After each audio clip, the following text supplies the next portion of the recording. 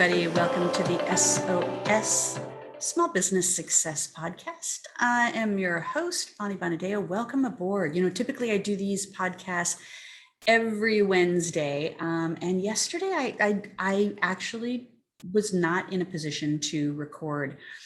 And you'll know why based on the topic that we're going to talk about today and the setback that I had for myself in regards to that. So, we always, in our podcast here, we talk about building brands that survive and building you to thrive because you are a brand. And I know sometimes people are out there saying, oh, I don't need a brand.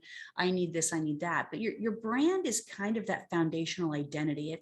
It's very much connected to you personally and your values. So when I say brand, I'm not just talking about your colors and your logos and your identity pieces. I'm also talking about your connection with self, your connection with business, your connection with your team, your connection with your community. All of that is kind of a representation of how I see brand. So I define it as, branding is sales with a soul, like it's a personal thing.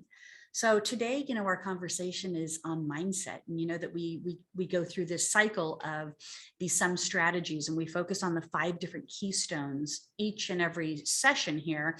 Our keystone today is mindset. So we have sales, operation, mindset, marketing, and education. And today is all about mindset. So we're going to be talking about the EI versus the MH.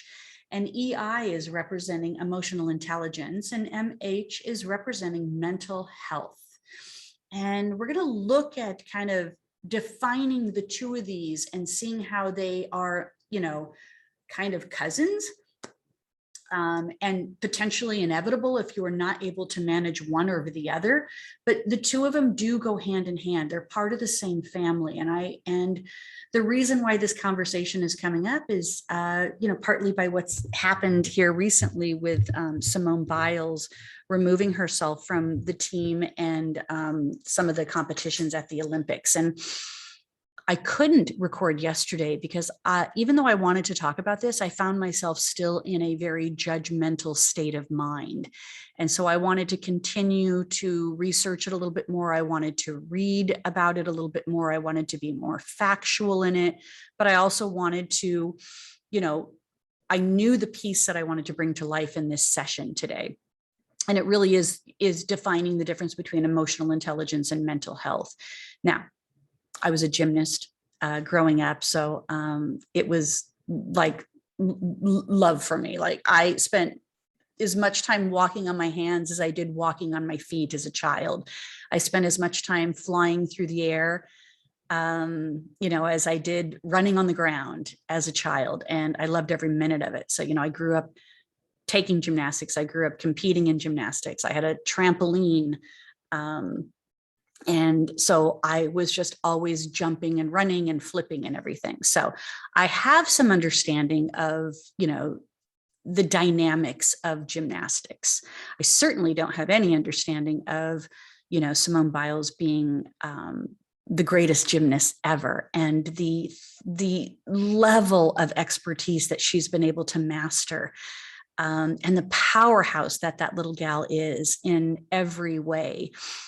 So you can understand my disappointment when she pulled out. And when she pulled out of the team competition, it affected me even more because I always feel like, you're part of a team in that capacity there. Like it's a group score and everybody has to be able to contribute to that. So I was disappointed to see that. And I was sad that, she didn't feel as though she could be great, even though she, set up this whole GOAT experience, greatest of all time, and really played on that prior to going into the Olympics. And I'm thinking, you can be the greatest of all time, but you have to be able to understand that there's also a commitment too. And at the same time, it's a very dangerous sport. I know that. And so as I've been reading a lot of what's been happening over the course of the last few days and everything, I've really tried to put a perspective on it. And what I can tell you is that in the end, she probably made the best decision she could for herself. And we'll talk about that a little bit more. But right now, I want to define the difference between these two, because this is life, right? So, I heard Michael Phelps talking about mental health being an issue that he's had to deal with. And he's like, we can be great, we can be really good at something, but we're also human, and we can have downfalls and parts of us that aren't strong enough to withstand maybe some of the pressures that life has it. That is being human. I totally agree with that. And after everything we've been through with 2020, the Olympics being delayed, our lives all being put on hold, everything that we've experienced over the last year, every single one of us has an enormous amount of stress on us that maybe we didn't have prior, or different stresses that we are still working through trying to manage for ourselves. So let's look at the definition between kind of emotional intelligence and mental health here. So emotional intelligence is that capacity of being aware. And they use the word in kind of the Wikipedia definition of control and express one's emotions. And I'm gonna take the word control out of there, because I believe, as an emotional intelligent speaker and coach and facilitator, that control is the wrong word. We can learn to manage and express one's emotions, and then how to be able to handle interpersonal relationships judiciously and empathetically. So empathy tied to emotional intelligence is probably the absolute. You cannot be emotional intelligent and not have empathy. You cannot be emotionally intelligent and not have compassion. You cannot be emotionally intelligent and not understand the impact your decisions, your choices can make on yourself and others. Okay. And that's that awareness piece that they talk about here. So emotional intelligence is the key to both personal and professional success. And that I absolutely agree with here. So we can't always control our emotions, nor should we. Okay. There are times that we shouldn't, because it represents potentially some of the happiest moments, good emotions, and some of the most dangerous emotions, fear. But we can learn to manage them. Like there's always this debate. Can people learn to be emotionally intelligent? And the answer is an absolute yes. We can learn to be emotionally intelligent. Are some people naturally born more emotionally intelligent than others? Yes, I agree with that as well. I certainly have had to learn these skill sets in order to manage my stress levels and manage my emotions a little bit more. And I've only one time in my life have crossed it over into the mental health arena.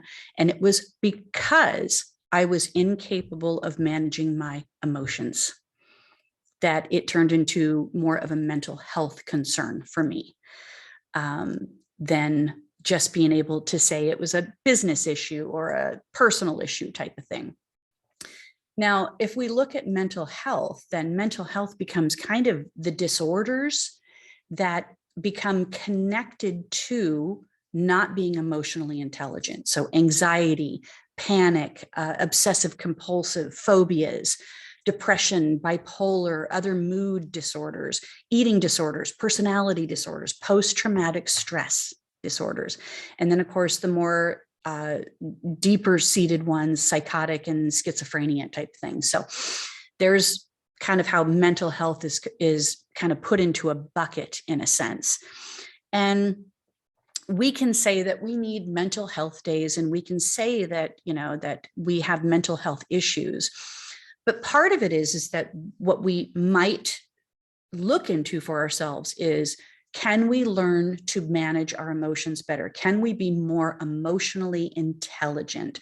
Just like you can measure kind of an IQ on somebody, there is some measurement tools to being EQ, okay, the emotion quotient level.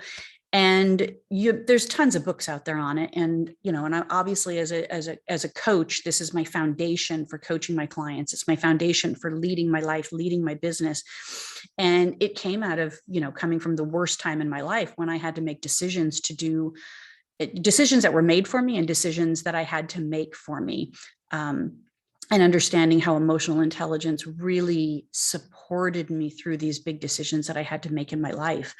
You know, the recession, divorce, losing my house, all of those things, right? So if we look at these two factors here, then we have to be able to kind of look at how are our emotions impacting our lives, and how are the emotions that we're managing or not managing so well impacting others' lives as well.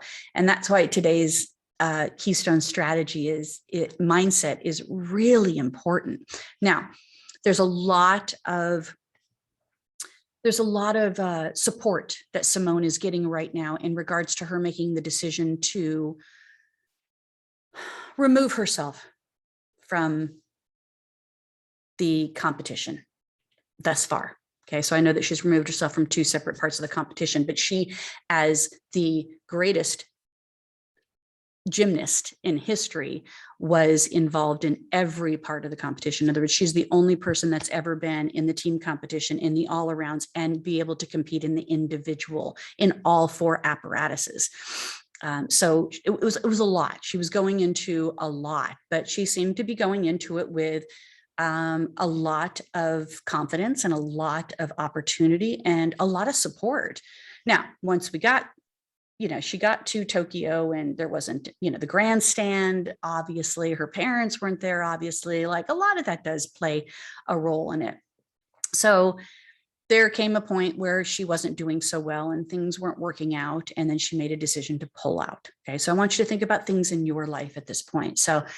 And I want you to think about those emotional moments when they peak and then we don't make rational decisions, okay? When things don't feel right or out of sorts, and then we make irrational decisions, or we think we're making rational decisions, okay? So, that notorious email or text, somebody sends you something and you fire back right away. And what happens is that it creates an upsetting environment, okay? And your need to be right is there, their need to be right is there. And what it turns into is conflict. And, and that conflict can be avoided if we look at it from a sense of being emotionally intelligent first. Like, why is this person concerned about this? Have I done something to create this? Is there something else going on with them? Like, there's a lot of questions to be asked, and I'll give you some tools at the end of this session to be able to help you with that. Another example would be being overly angry or defiant. And boy, did we see this over the last year. I mean, the whole meme of Karens was kind of an overly angry or defiant approach to things. And somebody that is not very emotionally intelligent of being able to see the value of all that's in front of them, to see the bigger picture, to have compassion towards another. So, that was like totally exposed. This whole cancel culture and woke culture is, in my book, totally being unemotionally intelligent. It's totally taking a path of not having compassion and empathy in play. Okay. So, if you're someone like me, where you're trying to just create this balance, and like, I can't watch everything that's going on in the world because it does add too much stress to me.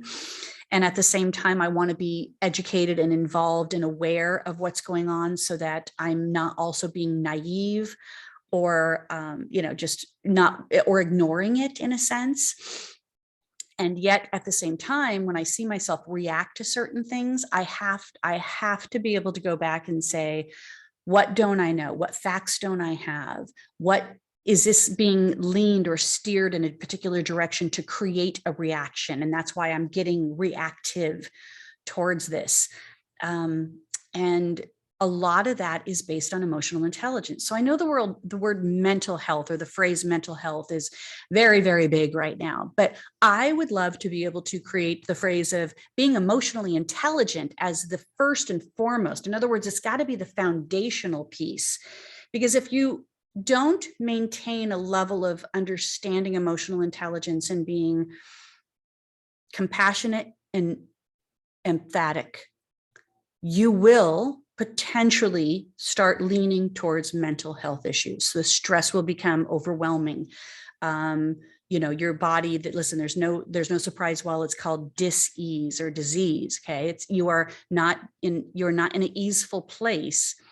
You are in dis-ease, and something's going to come out of that.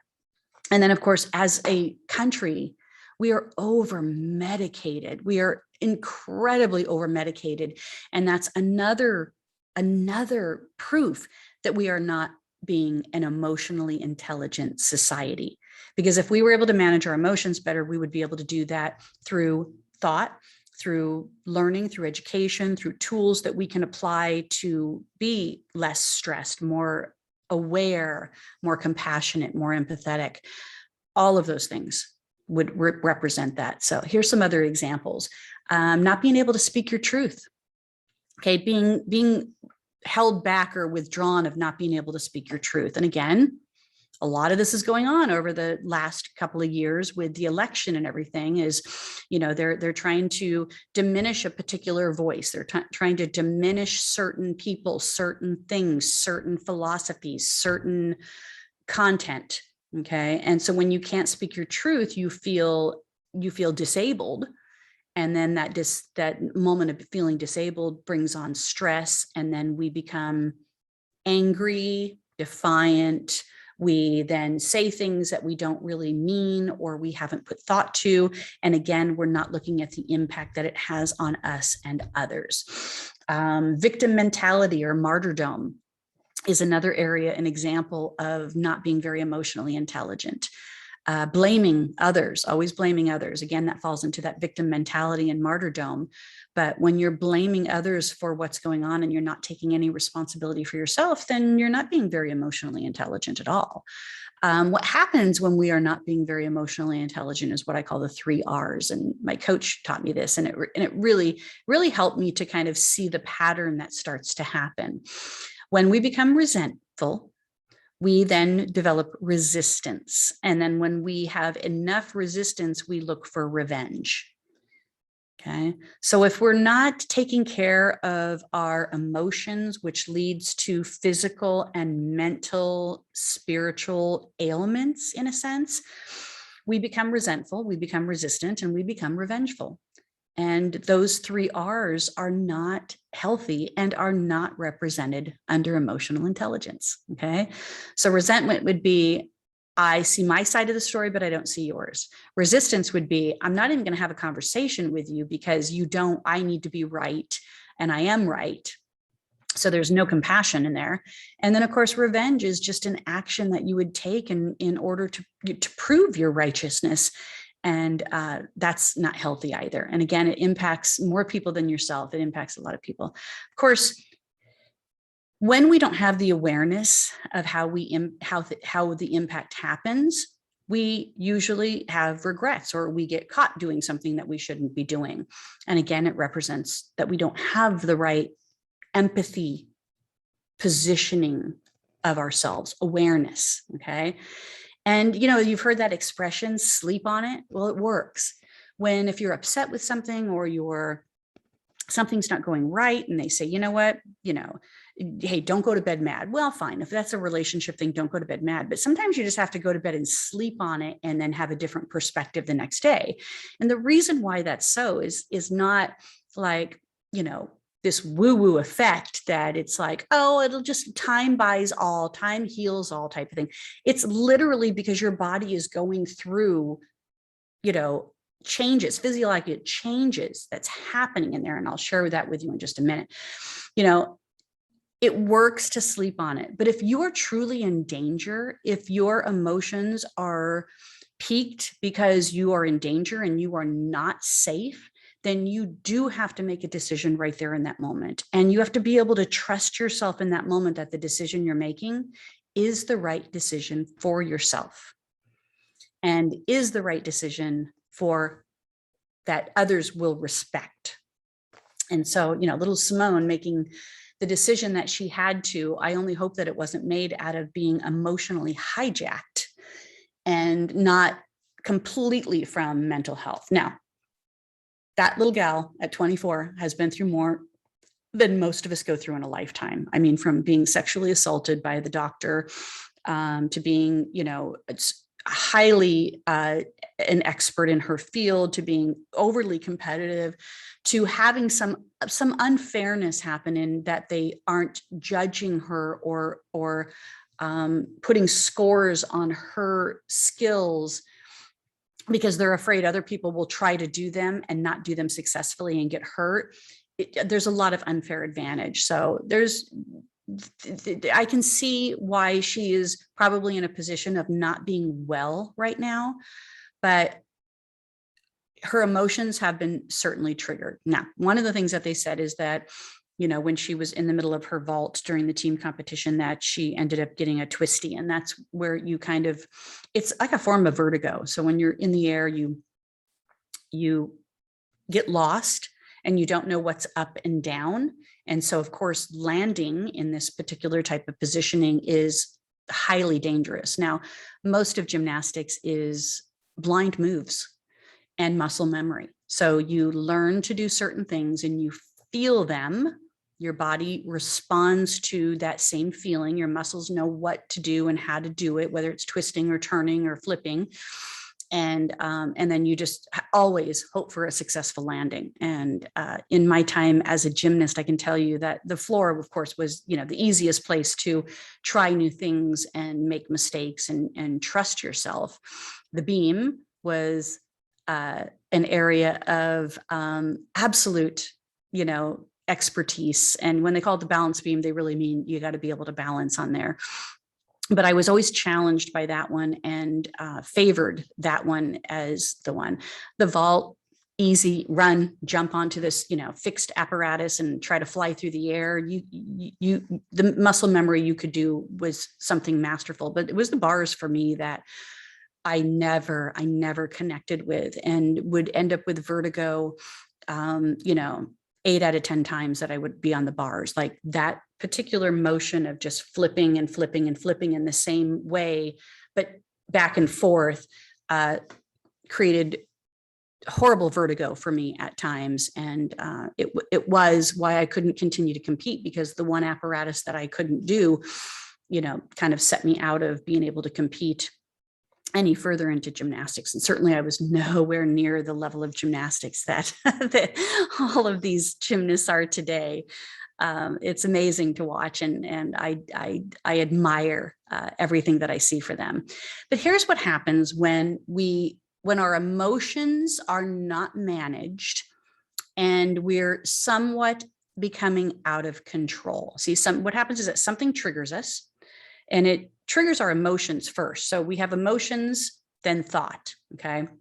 It signals the brain, now going into thought, it signals the brain that there's something that you're in danger with. And this could be a perceived or a real danger. Now, this whole thing that I'm sharing with you right now, I'm gonna label it as a hijack.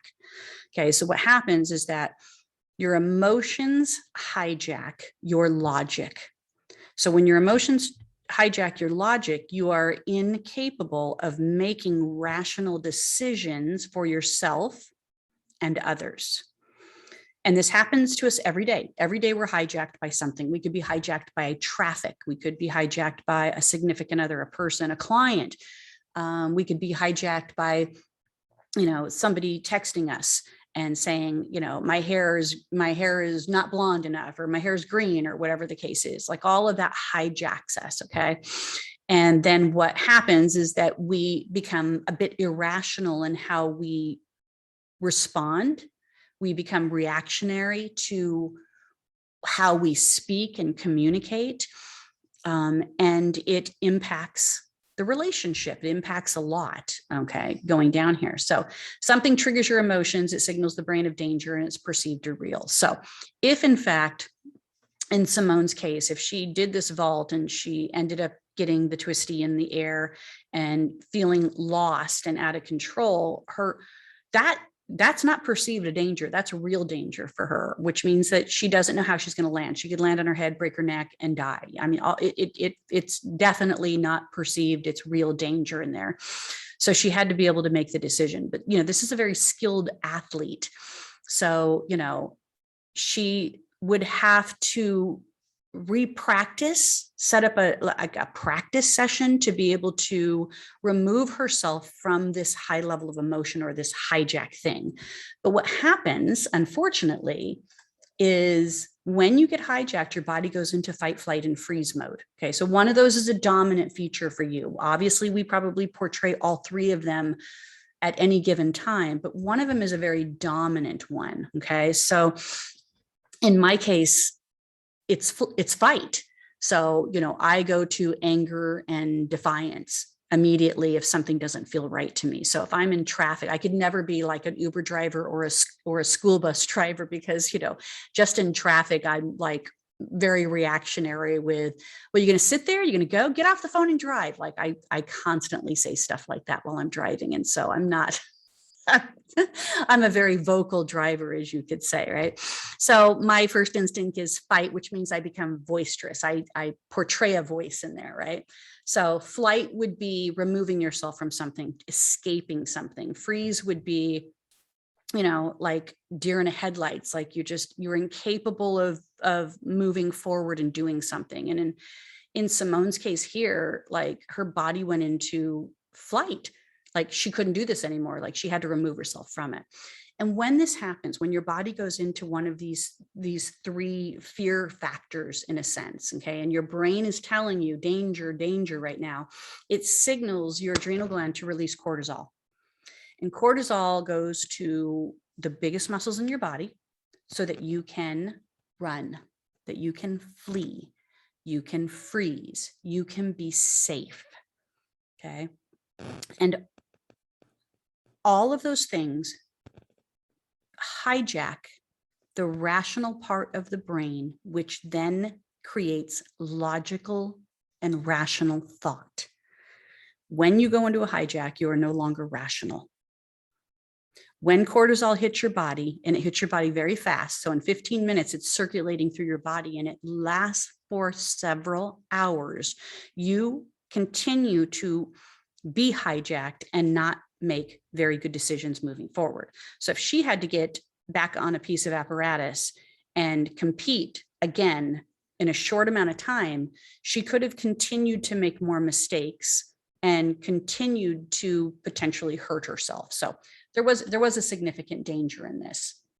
I would hope that athletes are trained on emotional intelligence more, and I would hope that coaches were more emotionally intelligent coaches. And I don't know that. I don't know that. It doesn't seem like that's the case in this particular scenario.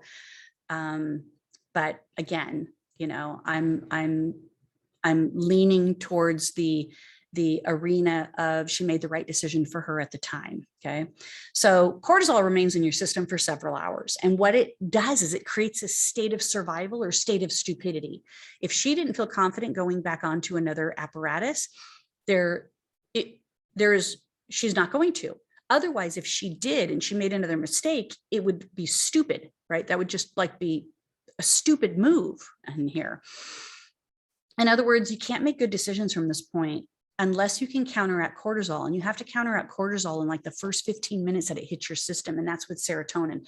And that is, creating happy thoughts, creating mindful moments, going to your happy place. I know that sounds very woo-woo in here, but it actually is very effective. Breathing, drinking water, diluting the hormone of cortisol. All of those things are kind of in the tool chest of being able to be more emotionally intelligent once you kind of step into a hijack situation. Now, here's the tool that I want to share with you. And it's called SOS, of course, right? Stop, oxygenate, seek. Okay. So stop whatever you're doing. Okay. And breathe to be able to counteract the cortisol that is happening if you get hijacked. Seek further information. Seek where what's happening. What questions do you need to ask yourself? What questions do you need to research? And it's typically a very personal thing here. It's not seeking information from others, at this point, but seeking information. Like one of the things they caught on camera with Simone was when she said to her coach, "I don't trust myself right now." Okay. And I don't trust myself right now is because she was hijacked. In other words, she was aware. So this makes her very emotionally intelligent, right? At 24, makes her very emotionally intelligent. She was aware enough to say, I don't trust myself right now. And that in itself might have been the right decision for her to make, as she did. But because she was in a hijack, she might be making an irrational choice that is impacting her and others long term, short term and long term here. Okay. So the seeking of information is asking yourself, do I need to respond to this right now? Am I really in danger right now? Do I need to make a decision right now? Can I put this on hold until I'm feeling a little bit more stable in my thoughts here? Ask questions of yourself is another way to be able to diminish emotion and raise the part of the brain that is being hijacked right now. Asking questions brings thought back into the brain. So where I'm emotionally unstable, if I start asking myself questions, I can start to manage my emotions a little bit better by creating my neocortex part of my brain to be more thoughtful and bring me to a more rational place here. Now, another way that in an emotional intelligence program that I'm a coach for under another program is called the SBA, Stop, Breathe, Ask Questions. Ask questions of yourself, ask questions with others, okay? Yourself or others. So that might be a way to remember it. SOS, Stop, Oxygenate, Seek, or SBA, Stop, Breathe, Ask Questions. And all of that's designed to be able to really limit the excessiveness of what a hijack can do to you and not have you be in a good state of mind to be able to make decisions, respond, connect with others. And then of course, there's this other part. So if you're an owner, I cater to small business owners at this point. If you're an owner, this would be a really good tool to use then if you have team members that are being hijacked, is called the VEF tool. So it's voice, empathy, feedback. Allow the person to have a voice, provide empathy for what they're going through, and then support them with the right kind of feedback. In other words, not necessarily advice. I'm not saying give them advice of what they need to do. Allow them to think through, bring their process out of emotion and into thought. Allow them to be able to think through what is the feedback that I need to provide for myself as a self-soothing tool, as a self-supporting tool to be able to say, I can manage my emotions. If this happens again, I know how to manage my emotions the next time. If it happens again, I can manage my emotions the next time, because here's the truth, guys, we're human. We are emotional creatures first, logical creatures second. That is who we are. That is how we are hardwired. That is absolutely positively how we are designed, just like other animals, okay? The difference between us and other animals is that we have that part of our brain called the neocortex, which brings language and logic into play. Most animals have the amygdala and the limbic system part of their brain, which creates that they are very emotional creatures. They hear something, they get spooked, okay? And they understand that, but they don't have this ability to communicate and be logical like us as human beings.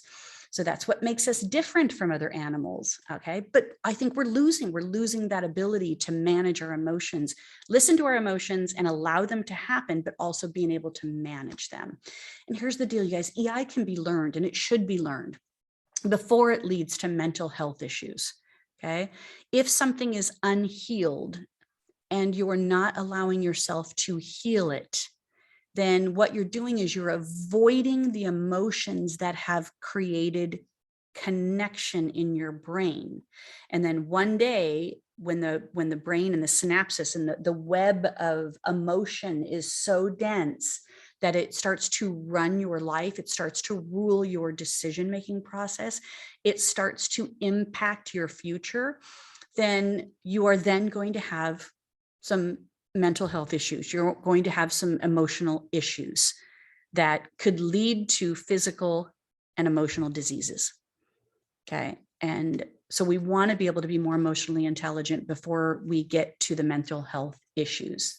So a wellness day is a wellness day, but I think we need to be careful of talking about mental health issues as the thing, and start saying we can be more of an emotionally intelligent society. Because if you're emotionally intelligent, then this is where it comes in. When I saw my judgment come up with Simone, I knew in that moment that I didn't have all the facts, and it was personal. I was personally disappointed. And who am I? Who am I to be personally disappointed in Simone pulling out of the competition? I'm nobody. It's nothing. I have nothing to do with this. She made a decision that was the best decision for her at that time. And that's the part that I want to say, that she's an amazing young woman that is emotionally intelligent. I hope that she didn't make the decision based on being hijacked that now has impacted the team and her for the future. Because if that's the case, then she's going to have to continue to be more emotionally intelligent and heal the choices that she's made. But ultimately, to be the best emotionally intelligent person that you can is allow others to choose what is best for them. Allow yourself to choose what is best for you. Be clear if you're hijacked or mentally unstable. Be clear in one of those two, because you want to make the best decisions for yourself. Because regret is one decision that is hard to overcome. Regret is a healing process, just like losing something. When you make choices that you later regret, it requires the same type of healing as if you lost somebody in your life or something. Okay. And ultimately, though, be an advocate for yourself and others to be emotionally intelligent.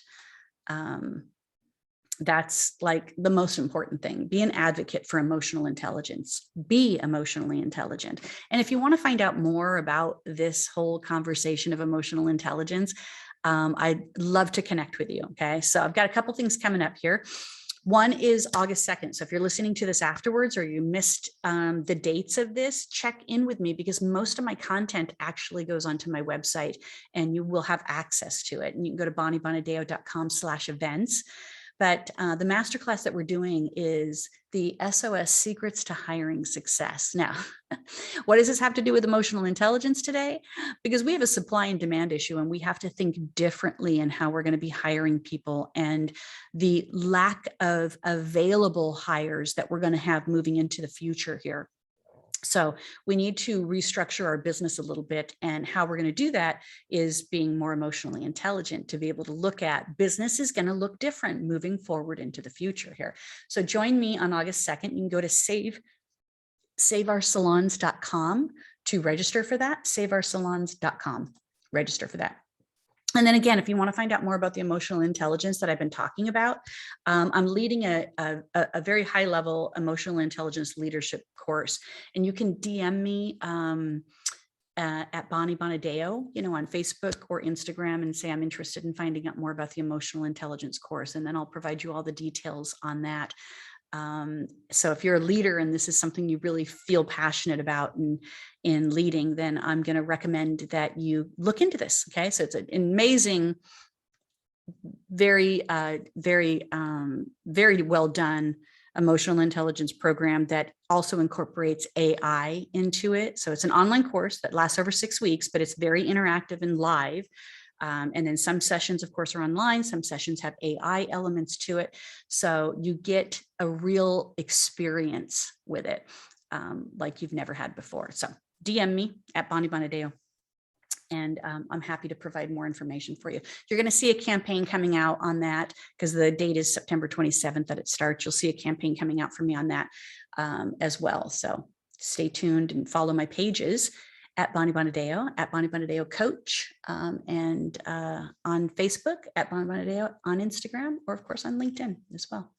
All right, guys, thanks for joining me today. Thanks for letting me speak my truth and feel connected to this, even though I felt very disconnected with it all week long. And I appreciate you always listening and sharing my podcast with other people.